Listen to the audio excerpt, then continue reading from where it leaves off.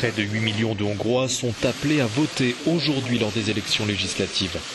Un scrutin qui, sauf énorme surprise, devrait être dominé par le parti du Premier ministre, le Fidesz. Ces élections pourraient offrir un troisième mandat à Viktor Orban, venu voter en début de matinée aux côtés de son épouse. Ce qui est en jeu, nous l'avons déjà répété, c'est l'avenir de la Hongrie. Ce n'est pas seulement une question de parti, de Premier ministre ou de gouvernement. Ce qu'on choisit aujourd'hui, c'est aussi un avenir. Le vote est secret, mais je vais vous révéler que j'ai voté pour le Fidesz parce que je crois que c'est le pari le plus sûr. Face à lui, le Jobbik, le parti d'extrême droite fondé par Gábor Vona, lui-même candidat au poste de Premier ministre et qui a modéré son discours pour cette élection. Il y a encore 6 ans, ses partisans brûlaient des drapeaux européens, stigmatisaient les juifs et se livraient à des défilés d'intimidation dans les quartiers roms.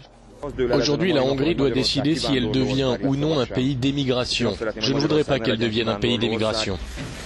Gergely Karácsony, quant à lui, fait figure de nouveau venu sur le devant de la scène politique. Celui qui se présente comme le chef de file de la gauche hongroise est à la tête d'une liste formée par le Parti socialiste et un parti écologiste de centre-gauche qu'il a créé.